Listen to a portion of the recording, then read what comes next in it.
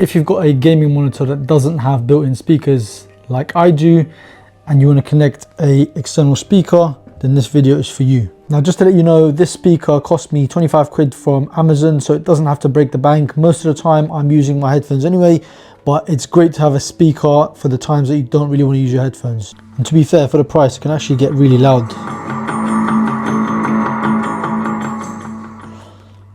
So a really nice speaker for the price, and you've got RGB to give a bit more aesthetic to your setup as well. So what you need to do is look for any speaker on Amazon or any other site that has these two wires coming out of it.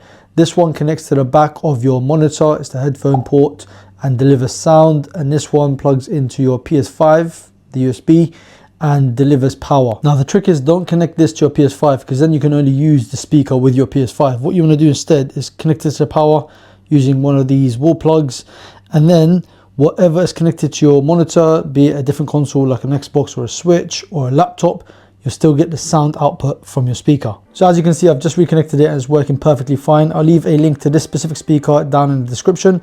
If you have any questions, let me know in the comments below. Peace.